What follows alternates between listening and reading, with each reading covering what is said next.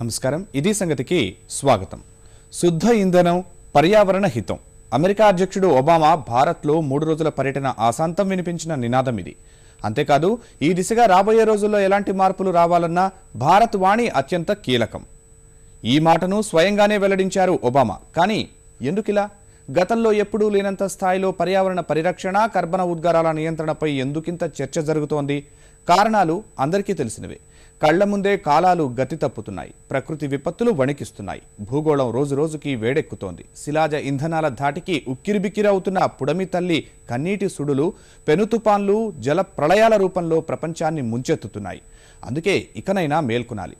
ఈ ఏడాది చివరికి కీలక ఒప్పందాల్ని ఖాయం చేసుకోవాలంటూ వెళుతూ పదే చెప్పి మరీ తిరుగు ప్రయాణం అయ్యారు శ్వేత సౌధాధిపతి. కాకపోతే ఇక్కడ అందరినీ వేధిస్తోన్న ప్రశ్న ఒక్కటే, ఇప్పుడే అంత అవసరం, ఆపద ఏం వచ్చిందని. ఆ వివరాల సమాహారమే ఈ కథనం.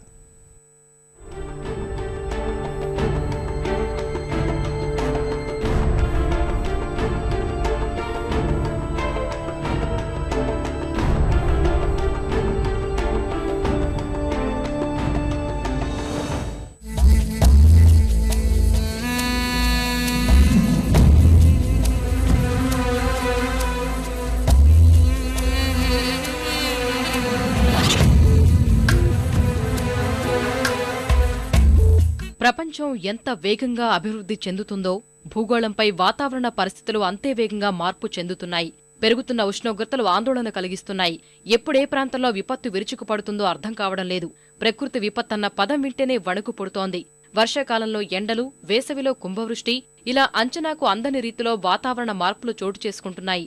భూగోళ ఉష్ణోగ్రత పెరుగుదల ఇప్పటికే వాతావరణ మార్పుల రూపంలో అందరికీ ఇలా సుపరిచితంగానే ఉంది. ఇలాంటివే భూమిపై జీవ మనుగడను ప్రశ్నార్థకం చేస్తున్నాయి.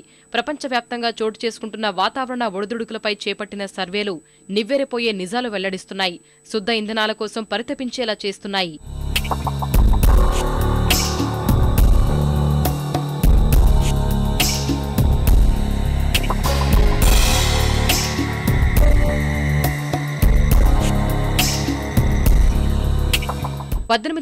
లో ఉష్ణోగ్రతలు తెలుసుకునేందుకు వ్యవస్థ అందుబాటులోకి వచ్చిన తర్వాతి అధ్యయనాల్లో 2014 అత్యధిక ఉష్ణోగ్రతలు నమోదైన సంవత్సరంగా రికార్డుల్లో నిలిచింది.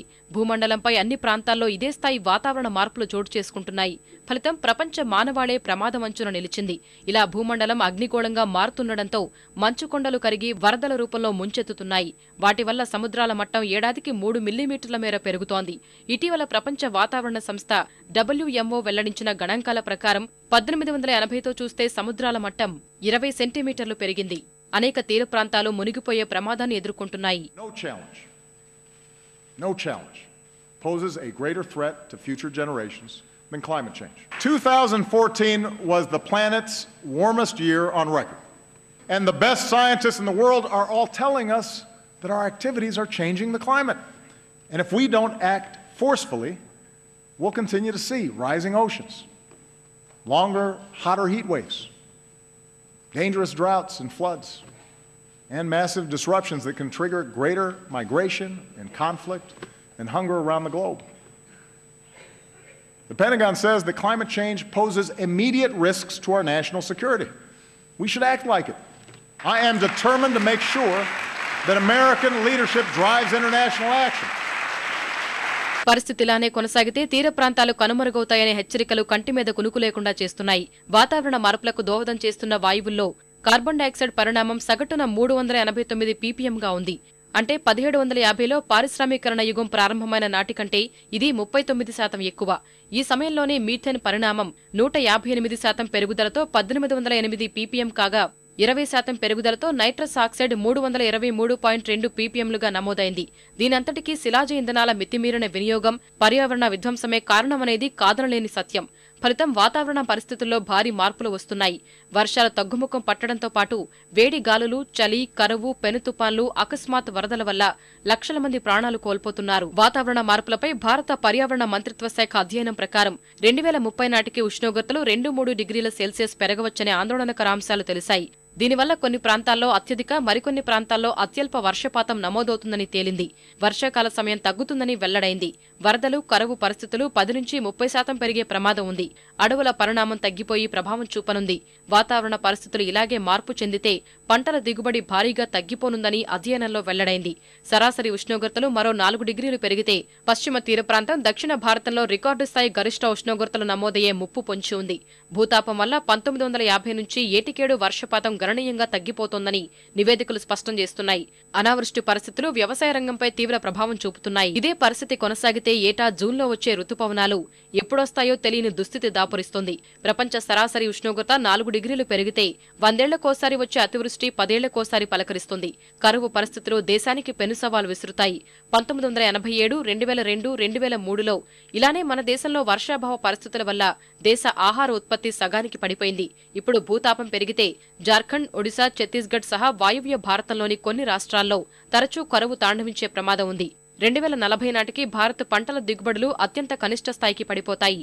వరి, గోధుమల ఉత్పత్తులు భారీగా తగ్గిపోతాయి. 2050 నాటికి భారత్ ఆహార ధాన్యాలను దిగుమతి చేసుకోవాల్సిన పరిస్థితులు ఏర్పడతాయి. ఆందోళన కలిగిస్తోన్న మరో అంశం భూగర్భ జలాలు. ప్రస్తుతం మన దేశంలో 60% వ్యవసాయానికి వర్షపు నీరే ప్రధాన ఆధారం. పెరుగుతున్న జనాభా, నీటి అవసరాల వల్ల ఏటికేడు భూగర్భ జలమట్టం మరింత లోతుకు పడిపోతోంది. ఇలాంటి పరిస్థితుల్లో భూతాపం పెరిగే కొద్దీ భవిష్యత్తులో భూగర్భ జలాలు పూర్తిగా అడుగంటిపోయే ప్రమాదం ఉంది. ఇదే సమయంలో పెరుగుతోన్న భూతాపం హిమానీ నదాలపైన తీవ్ర ప్రభావం చూపనుంది. సగటు ఉష్ణోగ్రతలు పెరిగే కొద్దీ హిమాలయాల్లోని మంచు భారీగా కరిగి సింధు, బ్రహ్మపుత్ర, గంగానదుల ప్రవాహం ఉధృతం అవుతుంది.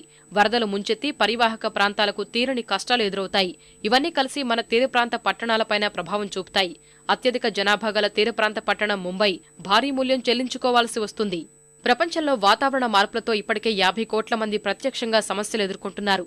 ఈ నేపథ్యంలోనే పర్యావరణ పరిరక్షణకు పెద్ద కసరత్తే జరుగుతోంది. ఫలితాలు మాత్రం ఆశించిన స్థాయిలో ఉండడం లేదు.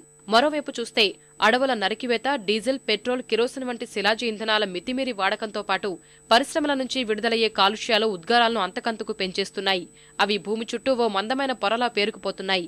నిజానికి అవి ఎంతో కొంత ఉండడం భూమి మీద జీవ మనుగడకు అవసరమే. కానీ పరిధి దాటడమే సమస్యగా మారింది. అందుకే కర్బన ఉద్గారాలు తగ్గించుకోవడం, గ్రీన్ హౌస్ వాయువులు మరీ ఎక్కువగా పేరుకుపోకుండా చూడటం ఇప్పుడు ప్రపంచ దేశాలన్నింటి విధి.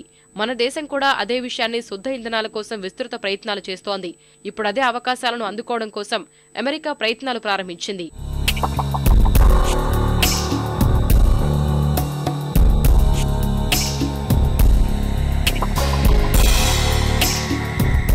ఈ దిశగా పర్యావరణ పరిరక్షణ కోసం 90వ దశకం నుంచే అంతర్జాతీయ సమాజం ప్రయత్నాలు ప్రారంభించింది. ఐక్యరాజ్య సమితి వాతావరణ సదస్సు కాప్ అందుకు విశేష కృషి చేస్తోంది. 192 దేశాల సభ్యత్వంతో ప్రపంచంలోనే పర్యావరణంపై కృషి చేసే అతిపెద్ద వేదిక ఇది. ఇంతటి ప్రపంచ ప్రాతినిధ్యం ఉన్న వేదికలు అరుదని చెప్పొచ్చు. ఈ వేదిక కృషి ఫలితంగా 196 ప్రపంచ దేశాలు కర్బన ఉద్గారాల నియంత్రణకు 1997లో క్యోటోలో కీలక ఒప్పందంపై సంతకాలు చేశాయి. ఈ ఒప్పందం 2005 ఫిబ్రవరి 16 నుంచి అమల్లోకి వచ్చింది. అక్కడే లుకలుకలు ప్రారంభమయ్యాయి. అసలు కర్బన ఉద్గారాలను భారీగా విడుదల చేస్తోంది అభివృద్ధి చెందిన సంపన్న దేశాలైతే ఆసియా దేశాలన్నీ వాటిని తగ్గించుకునేందుకు కట్టుబడాలని క్యోటో ఒప్పందం పెనుబాధ్యత మోపింది. నిజానికి ప్రస్తుత ఇంధన వినియోగం తీరుతెన్నుల్ని చూస్తే ఏ దేశమైనా ఒక్కసారిగా విధానాలన్నింటినీ మార్చేసుకుని కర్బన ఉద్గారాల్ని తగ్గించుకోవడం కష్టం. కాబట్టి దశలవారీగా ఎంతో కొంత తగ్గించుకునేలా లక్ష్యాలను నిర్దేశిస్తోంది క్యోటో ప్రణాళిక. 1990లో నాటి ఉద్గార స్థాయి కంటే 5% తగ్గించుకోవాలని, ఇది 2020 నాటికల్లా పూర్తవ్వాలని నిర్దేశించింది.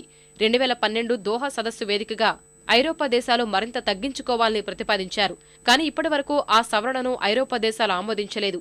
ఈలోపు చైనా, భారత్ వంటి వర్ధమాన దేశాలు భారీగా కర్బన ఉద్గారాలను సృష్టిస్తున్నాయనే వాదనలు ఊపందుకున్నాయి.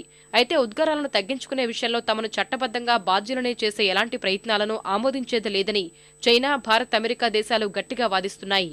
ఈ క్రమంలోనే 2015 డిసెంబర్లో ప్యారిస్లో జరగనున్న సదస్సులో ఖచ్చితంగా ఏదో ఒక అంగీకారం కుదరక తప్పదని, అందుకు తగ్గ విధానాలు రూపొందించాలని ఇటీవల లిమా సదస్సులో గట్టిగా ప్రయత్నించారు. 2015లో ప్యారిస్ ఒప్పందం అనివార్యమని 195 దేశాలు ప్రకటించాయి. సరిగ్గా అదే సమయంలో ఇటీవలే అమెరికా, చైనాలు కర్బనోద్గారాల్ని తగ్గించుకుంటామని సంయుక్త ప్రకటన చేయడం కొత్త ఉత్సాహాన్నిచ్చింది. కానీ ఇక్కడ చైనా, అమెరికా, ఐరోపాలే అడుగులు వేస్తే సరిపోదు. కెనడా, జపాన్, రష్యా, ఆస్ట్రేలియా, దక్షిణాఫ్రికా తదితర దేశాలు ఈ విషయంలో లక్ష్యాలకు కట్టుబడి ఉండాలి. కానీ ఆ దేశాలేవి ఇప్పటివరకు ఎలాంటి సానుకూలత ప్రకటించలేదు. అందుకే అలాంటి దేశాలపై ఒత్తిడి పెంచడానికి భారత్ వంటి వర్ధమాన దేశం సాయం అవసరంగా భావించిన అమెరికా ఒబామా పర్యటనలో ఆ అంశాన్ని చాలా జాగ్రత్తగా ప్రస్తావించింది. The United States will share more data and develop tools to help India assess and adapt to the impact of climate change and to help vulnerable communities become more resilient. And going forward, we've agreed to work together to make concrete progress this year towards phasing out hydrofluorocarbons under the Montreal Protocol, and the Prime Minister and I made a personal commitment to work together to pursue a strong global climate agreement in Paris. As I indicated to him, I think India's voice is very important on this issue. వాస్తవానికి కర్బనోద్గారాల్ని తగ్గించుకోవాలంటే ఇంధనం నుంచి రవాణా వరకు అన్ని రంగాల్లోనూ కొత్త మార్పులు తేవాలి. ఇందుకు ఎంతో సాంకేతిక పురోగతి అవసరం. అలాగే అడవులు పెంచేందుకు భూ వినియోగం కోసం నిధులు కావాలి. వీటన్నింటికీ పరిశోధనలు అవసరం. అందుకే అభివృద్ధి చెందుతున్న దేశాలు సంపన్న దేశాల నుంచి ఆర్థిక సాయం, కొన్ని రాయితీలు కోరుతున్నాయి. కానీ అందుకు అంగీకరించేందుకు సంపన్న దేశాలు సిద్ధంగా లేవు. ఈ నేపథ్యంలోనే ఇందుకోసం ఏర్పాటైన నిధి గ్రీన్ క్లైమేట్ ఫండ్ను మరింత విస్తరించాలని చిన్న వర్ధమాన దేశాలు పట్టుబడుతున్నాయి. దీనిలో దేశానికి తేడా ఉంటుందన్న విషయాన్ని అంగీకరించాలని భారత్ గట్టిగా నొక్కి చెబుతోంది. కేంద్ర పర్యావరణ శాఖ సహాయ మంత్రి ప్రకాష్ జవదేకర్ సారథ్యంలో లిమా సదస్సులో పాల్గొన్న 17 మంది ప్రతినిధులు భారత బృందం ఈ అంశంపై గట్టిగానే పట్టుబట్టింది. ఈ వివాదం వెనుక పెద్ద కథే ఉంది. క్యోటో ప్రోటోకాల్కు దారితీసిన చర్చల నాటి నుంచి సంపన్న దేశాలకు ఇతర దేశాలకు మధ్య వివాదంగా మారి చివరకు అంగీకరించిన అంశం కూడా లిమా ముసాయిదాల వల్ల దెబ్బతిందనేది పర్యావరణవేత్తల మాట. ఇంత బలహీనమైన, అన్యాయమైన ఒప్పందం ఇంతకు ముందెప్పుడూ కుదరలేదన్నది వారి ఆవేదన. ఎందుకంటే కర్బనోద్గారాల్లో వాటాల చిట్టా విప్పితే సంపన్న దేశాల పాపాలు బయటపడతాయి. ప్రపంచాన్ని ఆవరించిన కర్బన మేఘాల్లో పారిశ్రామిక దేశాల వాటా 70% పైగా ఉంటుందని అంచనా. కానీ లిమా సదస్సు అందర్నీ సమాన బాధ్యుల్ని చేసింది. ఇందువల్ల వర్ధమాన దేశాల్లో పేదరిక నిర్మూలన, సుస్థిర అభివృద్ధి చర్యలపై తీవ్ర ప్రభావం పడుతుంది. ఈ నేపథ్యంలోనే భారత్ను కలుపుకొని మధ్య మార్గంగా ముందడుగు వేయాలనుకుంటున్న అమెరికా ప్రయత్నం ఎంతవరకు సత్ఫలితాలనిస్తుందో చూడాలి. ప్రపంచానికి వైద్యాన్ని అందించిన ఘనత భారతదేశానిది. ప్రాచీన భారతావనికి పంచమ వేదంగా విరాజిల్లిన ఆయుర్వేద వైద్యాన్ని వరంగా అందించిన ధన్వంతరి మనవాడే. వేదాల సారంతో ఆయుర్వేద వైద్యానికి క్రీస్తు పూర్వమే చరకుడు, సుశ్రుతుడు వంటి వారు ప్రాణం పోశారు. ఇంతటి విశిష్టమైన భారతీయ ప్రాచీన వైద్యం దీర్ఘకాలిక వ్యాధులను దారిలోకి తెచ్చేందుకు విదేశాల్లో సైతం అమల్లో ఉన్నాయి. ప్రపంచంలోనే మన ప్రాచీన వైద్యం ఆదరణ చూరగొంటోంది. కానీ ఏళ్ల నుంచి ప్రజారోగ్యం పట్ల ప్రభుత్వాల నిర్లక్ష్యంతో ఈ అమూల్య వైద్య సంపద మన దేశంలో మాత్రం అందరి ద్రాక్షగానే మారుతోంది. ప్రజల ఆయుష్ పోసే ఆయుష్ కాస్త అంపశయ్యపై కొట్టుమిట్టాడుతోంది. అందుకే ఆయుర్వేదం, యోగా, యునాని, సిద్ధ, హోమియోపతిలకు ఆయుష్ వేదికగా పునర్వైభవం తెచ్చేందుకు కేంద్రం కార్యాచరణ సిద్ధం చేసింది. ఇప్పటికే ఆయుష్కు ప్రత్యేక మంత్రిత్వ శాఖను ఏర్పాటు చేసిన ఎన్డీఏ సర్కార్ బడ్జెట్లోనూ నిధులను భారీగా పెంచింది. కానీ ఆ బృహత్ కార్యక్రమానికి క్షేత్రస్థాయి పరిస్థితులు మాత్రం అనేక సవాళ్లు విసురుతున్నాయి.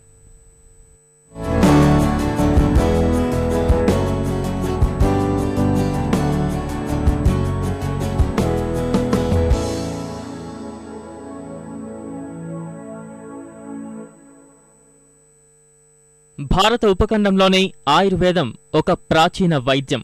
5000 ఏళ్లకు పూర్వమే ఈ వైద్య విధానం భారత్లోనూ అమల్లో ఉన్నట్లు చారిత్రక ఆధారాలు చెబుతున్నాయి. యోగా ప్రపంచానికి భారత్ అందించిన గొప్ప వరం. మనలో అంతర్లీనంగా ఉండే శక్తిని సమతుల్యమైన పద్ధతిలో మెరుగుపరుచుకోవడానికి ఉపయోగపడే గొప్ప ఉపకరణం యోగా. భారతదేశంలో యునానీ వైద్య విధానానికి సుదీర్ఘ చరిత్ర ఉంది. దాదాపుగా 11వ శతాబ్దంలోనే అరబ్బులు, పర్షియన్ల ద్వారా మన దేశంలో అందుబాటులోకి వచ్చింది. ఈ రోజుకు యునానీ వైద్యాన్ని అనుసరించేందుకు అవకాశాలు ఉన్న అగ్రగామి దేశాల్లో భారత్ ఒకటి. భారతదేశ వైద్య విధానాల్లో సిద్ధ అతి పురాతనమైంది. ద్రవిడుల కాలంలో ప్రసిద్ధి చెందిన ఈ విధానంలో మనసు, శరీరమనే 2 ఉంటాయని సిద్ధులు నమ్మేవారు. సిద్ధ విధానంలోనూ ఆయుర్వేదంలాగే శారీరక రుగ్మతులను వాత, పిత్త, కఫ అనే రకాలుగా వ్యవహరించారు. హోమియోపతి ఇప్పటికే ప్రపంచంలోనే అత్యంత వేగంగా అభివృద్ధి చెందుతున్న వైద్య విధానం. హోమియోపతి ఎలాంటి ప్రతికూల ప్రభావం లేకుండా సురక్షితమైన ఈ విధానం ఇప్పటికే ప్రతి ఇంట అనుసరించే వైద్యం. ఇంతటి విశిష్ట కలిగిన చారిత్రక వారసత్వ వైద్య సంపదను భావితరాలకు అందించేందుకు కేంద్రం సమగ్ర ప్రణాళికతో ముందుకు వచ్చింది.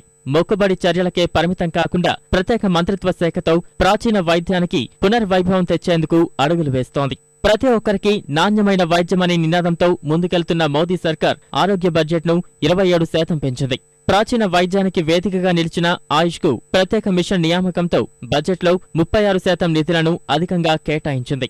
గత ఆర్థిక సంవత్సరంలో 935.75 కోట్ల రూపాయలు కేటాయించగా ఈ ఆర్థిక సంవత్సరానికి 1272.15 కోట్లను మంజూరు చేసింది. శ్రీపాద యశోద నాయక్ నేతృత్వంలో స్వయం ప్రతిపత్తి గల మంత్రిత్వ శాఖను ఏర్పాటు చేశారు. ఆయుష్ కు నూతన హంగులు జోడించేందుకు కేంద్రం సమగ్ర కార్యాచరణతో అడుగులు వేస్తోంది. ఆయుష్ వైద్య విధానానికి, టెలిమెడిసిన్ అనుసంధానానికి మార్గదర్శకాలు రూపొందిస్తున్నారు. దేశవ్యాప్తంగా ప్రతి జిల్లాలోనూ 50 పడకల ఆయుష్ వైద్యశాలను నిర్మించేందుకు ప్రతిపాదనలు సిద్ధం చేయాలని కేంద్రం రాష్ట్రాలకు ఆదేశాలు జారీ చేసింది. వృక్ష, ఖనిజాలతో మందుల తయారీ ఫార్మసీ రాష్ట్రంలో ఏర్పాటు చేస్తున్నారు. జాతీయ గ్రామీణ ఆరోగ్య మిషన్లో 60% నిధులు ఆయుష్ కు కేటాయించాలని నిర్ణయించారు. గ్రామీణ మారుమూల ప్రాంతాలకు సైతం ఆయుష్ వైద్యాన్ని విస్తరించడానికి సన్నాహాలు చేస్తున్నారు. కేంద్ర ప్రభుత్వ ప్రణాళికలు, లక్ష్యాలు ఘనంగా ఉన్నప్పటికీ క్షేత్రస్థాయిలో మాత్రం పరిస్థితి దారుణం. ఆయుష్ వైద్యం ఓ అందని ద్రాక్షగా మారింది. ఆధునిక వైద్యం సర్వస్వమైన తరుణంలో ఆయుష్ వైద్యం ఆదరణ కోల్పోతోంది. గత 10 ఏళ్ల కాలంలో ఆయుష్ వైద్యానికి కనీస నిధులు విడుదల చేయలేదు. ఆస్పత్రులు, ఆరోగ్య కేంద్రాలు పెంచాల్సింది పోయి ఉన్న వాటిని మూతదశకు తెచ్చారు. వైద్యుల ఖాళీలు, అరకొర వసతులు, విడుదల కాని నిధులు ఆయుష్ ను వెక్కిరిస్తున్నాయి. మన దేశీయ వైద్యమైన ఆయుర్వేదాన్ని మనం వృద్ధి చేసుకోలేనప్పుడు మనం ఇంక వేరే వైద్యాన్ని వృద్ధి చేసుకొని మన వైద్యాన్ని మనమే కాలదొక్కున్నట్టుగా చేసుకోకుండా దయచేసి రాష్ట్ర ప్రభుత్వాన్ని మేము కోరుకుంటున్నది ఏంటంటే ఈ ప్రస్తుతం ఉన్న డిస్పెన్సరీలని ఆధునీకరించి ఇంకా కొత్త డిస్పెన్సరీస్ని నెలకొల్పి ఆయుర్వేద వైద్యులకి కొత్త అవకాశాలు కల్పించి రీసెర్చ్ పరంగా కానివ్వండి, మందుల పరంగా కానివ్వండి డెవలప్ చేయాలని రాష్ట్ర ప్రభుత్వాన్ని మేము కోరుకుంటున్నాం. భారత్కే ప్రత్యేకమైన ఆయుర్వేదం, యునానీ, హోమియోపతి, సిద్ధ, యోగా, ప్రకృతి వైద్యం వంటి సంప్రదాయ వైద్య విధానాలను ఒక తాటి మీదకు తెచ్చి ఆయుష్గా నామకరణం చేశారు. ప్రత్యేకంగా వైద్యశాలలు, ఆస్పత్రులు, ఆరోగ్య కేంద్రాలను ఏర్పాటు చేశారు. 2003లో ప్రారంభమైన ఆయుష్ ఆస్పత్రులు నేడు దీనస్థితిని ఎదుర్కొంటున్నాయి. రాష్ట్ర విభజనతో ఆస్పత్రులకు మందులు అందించే ఫార్మసీ కూడా కరువైంది. హోమియో వైద్య ఆస్పత్రుల్లో 450, ఆయుర్వేద వైద్య ఆస్పత్రుల్లో 75 వైద్య పోస్టులు ఖాళీగా ఉన్నాయి. ఈ పరిస్థితుల్లో అటెండర్లే వైద్యులుగా వ్యవహరిస్తున్నారు. పర్యవేక్షణ లేక ఉన్న వైద్యులు చుట్టంచూపుగా ఆస్పత్రులకు వెళ్తున్నారు. వైద్య సిబ్బంది లేక 94 ఆరోగ్య కేంద్రాలు మూతపడ్డాయి. అల్లోపతి ప్రాథమిక ఆరోగ్య కేంద్రాల్లో ఓ మూలన ఉన్న ఆయుష్ ఆరోగ్య కేంద్రాలు మరుగున పడ్డాయి. గతంలో ప్రతి ఆరోగ్య కేంద్రానికి ఏడాదికి 5,000 రూపాయలు ఇచ్చేవారు. ఏడాదిగా కనీసం ఆ నిధులు కూడా విడుదల చేయలేదు. ఆయుష్ను బతికించండి, ఆయుష్ను ప్రోత్సహించండి. ఆయుష్ను ఈ మాదిరిని ప్రోత్సహించడం ద్వారా ప్రజలకు, తద్వారా రాష్ట్ర ప్రభుత్వానికి చాలా మంచి జరుగుతుందని భావిస్తున్నాను. ఆయుష్ వైద్యశాలలను సంఖ్యను పెంచండి, మందుల కొరతను తీర్చండి. రాష్ట్ర విభజన తర్వాత కేవలం 4 ఆయుష్ ఆస్పత్రులే మిగిలాయి. మందులు ఉత్పత్తి చేసుకోవడానికి ఫార్మసీ కూడా లేక తెలంగాణ రాష్ట్రంపైనే ఆధారపడాల్సిన పరిస్థితి. రాష్ట్రంలో 357 ఆయుర్వేద, 175 హోమియో, 93 యునానీ డిస్పెన్సరీలు ఉన్నాయి. వీటిలో కేవలం 245 మాత్రమే పూర్తిస్థాయిలో రోగులకు వైద్యం అందిస్తున్నాయి. 4 ఆయుర్వేద, హోమియో వైద్యశాలలు ఉన్నాయి. కడప, గుంటూరులో ఉన్న ఈ ఆస్పత్రుల్లో కనీస వస్తువులు లేక రోగులు ఆస్పత్రుల వైపు కన్నెత్తి చూడడం లేదు. 10 పడకలు కూడా లేని ఈ ఆస్పత్రుల్లో ఇన్పేషెంట్ నమోదు కావడం లేదు. ప్రతి నియోజకవర్గ కేంద్రంలోనూ 50 పడకల వైద్యశాలలు ఏర్పాటు చేయాలన్న ప్రతిపాదన అమలుకు నోచుకోలేదు. రాష్ట్రానికి కనీసం ఓ విశ్వవిద్యాలయం ఏర్పాటు చేయాలన్న ప్రతిపాదన దస్త్రాల్లోనే ఉంది. విజయవాడ, తిరుపతిలో మాత్రమే ఆయుర్వేద వైద్య కళాశాలలు ఉన్నాయి. ఆయుష్ సెంట్రల్ గవర్నమెంట్ నుంచి ఎన్ని ఫండ్స్ రిలీజ్ అయినప్పటికీ డిస్టిక్కి కూడా అంటే జిల్లాల వారీగా కూడా ఆ నిధులు విడుదలైనప్పటికీ కొత్తగా విడిపోయిన మన స్టేట్కి కాకుండా అప్పుడే మనలాగే కొత్తగా విడిపోయిన తెలంగాణకు కూడా దాని విధి విధానాలు, దాని నోటిఫికేషన్ వచ్చేసింది. కానీ ఇంతవరకు మన స్టేట్లో అట్లాంటి చొరవ తీసుకోలేదు, విధి విధానాలు ప్రకటించలేదు. నిధుల కేటాయింపు, మౌలిక వసతులు, మానవ వనరుల కల్పన వంటి అంశాల్లో గతంలో కేంద్ర రాష్ట్ర ప్రభుత్వాలు సీతకన్ను వేశాయి. 1950లో అల్లోపతికి సమానంగా ఆయుష్ వైద్యం అందుబాటులో ఉండేది. నేడు అల్లోపతి వైద్యంలో 5% కూడా ప్రాచీన వైద్యం అందుబాటులో లేదు. 1993 నుంచి 2013 మధ్య ఆయుర్వేద డిస్పెన్సరీల సంఖ్య పెరుగుదల 1% మాత్రమే ఉందంటే ప్రభుత్వాల చిత్తశుద్ధిని అర్థం చేసుకోవచ్చు. యునానీ 2%, హోమియో 1% మాత్రమే పెరిగాయి. సిద్ధ, యోగా, ప్రకృతి వైద్యం డిస్పెన్సరీల సంఖ్య 6% పెరిగింది. ఆయుష్ వైద్యానికి అందించే నిధులన్నీ అల్లోపతికి ఖర్చు పెడుతున్నారు. భారతీయ వైద్య కేంద్ర మండలి సిసిఐఎం ఏర్పడి 4 దశాబ్దాలైంది. అల్లోపతి కోసం అనేక ప్రణాళికలు, ప్రతిపాదనలు చేసే సిసిఐఎం ఆయుష్ పట్ల అలసత్వం చూపుతూనే ఉంది. దేశవ్యాప్తంగా 23 ఆయుర్వేద వైద్య కళాశాలలు ఆదరణ లేక మూతపడ్డాయి. వాటిని పునరుద్ధరించడానికి సీసీఐఎం కనీస చర్యలు చేపట్టిన దాఖలాలు లేవు. దక్షిణాది రాష్ట్రం కేరళ ఆయుష్ సంప్రదాయ వైద్య విధానంలో స్ఫూర్తిగా నిలుస్తోంది. అల్లోపతితో పాటు ఆయుష్ వైద్యాన్ని అక్కడి ప్రభుత్వాలు అభివృద్ధి చేస్తున్నాయి. ప్రతి ప్రాథమిక ఆరోగ్య కేంద్రంలోనూ అల్లోపతి ఆయుష్ వైద్యాన్ని అందుబాటులో ఉంచారు. సంప్రదాయ వైద్య ప్రాశస్త్యం గుర్తించిన ఆ రాష్ట్ర ప్రభుత్వం ఆయుష్ ను ప్రోత్సహిస్తోంది. తక్కువ ఖర్చుతో ప్రజలకు ఈ వైద్య సౌకర్యాలను కల్పిస్తున్నారు. ప్రకృతి వైద్యంతో ఆ రాష్ట్రం విదేశీయులను సైతం ఆకర్షిస్తోంది. స్టార్టెడ్ ఫ్రమ్ 2000 నుంచి పబ్లిక్లో చాలా రకమైన నాన్ అలోపతిక్ ట్రెండ్ అంటాం అనమాట. అంటే అలోపతిని ఎమర్జెన్సీలోనే మాడుకుంటూ ప్రివెంటివ్ హెల్త్ డిసీజెస్, క్రానిక్ డిసీజెస్లో where the people are vexed with where there is no treatments in successful in allopathy because any system is not complete. So ఆ కండిషన్స్లో పేషెంట్లు మా దగ్గరకు రావటం జరుగుతుంది. మా దగ్గరకు వచ్చిన పేషెంట్లకు మేము ట్రీట్ చేయగలిగిన కండిషన్స్ అన్ని మేము సక్సెస్ఫుల్గా కంప్లీట్ చేసుకుంటాము. ఇక భారతీయ సంప్రదాయ వైద్యాన్ని దిగుమతి చేసుకున్న చైనా ఆయుష్ వైద్యాన్ని ప్రోత్సహిస్తోంది. అల్లోపతికి సమానంగా ప్రాధాన్యత ఇస్తోంది. అల్లోపతిని ప్రత్యామ్నాయ వైద్యంగా భావించే చైనా అల్లోపతిని 2వ స్థానంలోకి నెట్టింది. వైద్య రంగానికి కేటాయిస్తున్న బడ్జెట్లో 78% నిధులు ఇస్తూ ఆ దేశ పాలకులు సంప్రదాయ వైద్యానికి పెద్దపీట వేస్తున్నారు. చైనాలో ఏటా 20 లక్షల మంది సంప్రదాయ వైద్యంలో పట్టాలు తీసుకుంటుంటే మన దేశంలో ఈ సంఖ్య 15,000కే పరిమితమైంది. మన వైద్య రంగానికి కేటాయించిన బడ్జెట్లో ఆయుష్కు 8% మాత్రమే కేటాయింపులు ఉంటున్నాయి. బడ్జెట్లో 10% నిధులు ఆయుష్కు కేటాయించాలని ప్రజాపద్దుల కమిటీ సిఫార్సు చేసినా అవన్నీ బుట్టదాఖలయ్యాయి. నరాల బలహీనత, పక్షవాతం వంటి జబ్బులకు చేసే పంచకర్మ వైద్యం మంచి ఫలితాలను ఇస్తోంది. మధుమేహ గాయాలతో బాధపడే వారికి అల్లోపతిలో అవయవాలు తొలగిస్తారు. అదే ఆయుర్వేద జలూక వస్త్రణ వైద్యంలో జలగలతో గాయాలను నయం చేస్తున్నారు. ఈ 2 వైద్య విధానాల్లో చికిత్స చేసుకోవడానికి మన రాష్ట్రంలో తిరుపతి ఎస్వి, కడప, గుంటూరు ఆసుపత్రుల్లో మాత్రమే సౌకర్యముంది. జిల్లా కేంద్రాలు, మున్సిపాలిటీల్లో ఆయుష్ వైద్యశాలలు ఏర్పాటు చేసి ఇలాంటి వైద్యాన్ని అందుబాటులోకి తీసుకురావాల్సిన అవసరముంది. అలానే తమిళనాడు, కర్ణాటకల్లోని అన్ని పాఠశాలల్లో యోగా తప్పనిసరి చేసినట్లే మన రాష్ట్రంలోనూ చర్యలు తీసుకోవాల్సి ఉంది. మరోవైపు చూస్తే అల్లోపతికి అలవాటు పడిన ప్రజలకు ఆయుష్ వైద్యం పట్ల కనీస అవగాహన కొరవడింది. అల్లోపతి వైద్యంలో పలువురు రోగులు లక్షలాది రూపాయలు ఖర్చు చేసుకుంటున్నారు. దీర్ఘకాలిక వ్యాధులకు ఆస్పత్రుల చుట్టూ ప్రదక్షిణలు చేస్తున్నారు. అధికారులు కూడా ఆయుర్వేదం, హోమియో, యునాని వైద్యంతో దీర్ఘకాలిక వ్యాధులు దారిలోకి వస్తాయన్న అవగాహనను ప్రజల్లోకి తీసుకెళ్లలేకపోతున్నారు. ఎలాంటి సైడ్ ఎఫెక్ట్లు లేని ఆయుష్ వైద్యం పట్ల ప్రచారం నిర్వహించడం లేదు. ఆయుష్ వైద్యం వల్ల ప్రయోజనాలను ప్రజల్లోకి తీసుకువెళితే రోగుల సంఖ్య పెరుగుతుందని వైద్యులు చెబుతున్నారు. ఆయుష్ వైద్య విధానాలకు నూతన జవసత్వాలు అందించడానికి మోదీ సర్కారు చేస్తున్న ప్రయత్నాలు క్షేత్రస్థాయికి చేరాలంటే చిత్తశుద్ధితో అడుగులు వేయాలి. రాష్ట్రాలు సైతం కేంద్ర ప్రభుత్వ స్ఫూర్తితో ముందుకు వెళ్లాల్సిన అవసరం ఉంది. జాతీయ ఆయుష్ మిషన్ కింద రాష్ట్రాలకు భారీగా నిధులు అందే అవకాశం ఉంది. ఇప్పటికైనా ప్రభుత్వాలు ఈ నిధులు సక్రమంగా ఆయుష్ అభివృద్ధి కోసం ఖర్చు చేయాల్సి ఉంది. జీవం కోల్పోతున్న ఆయుష్ వైద్య విధానానికి పూర్వ వైభవం తీసుకురావాలి. ప్రజల్లోనూ ఆయుష్ వైద్యంపై విస్తృత ప్రచారం కల్పించాలి. అప్పుడే ప్రభుత్వాల లక్ష్యం నెరవేరుతుంది. మరిన్ని విభిన్న అంశాలతో మరో ఇది సంగతిలో మళ్ళీ కలుద్దాం. నమస్కారం.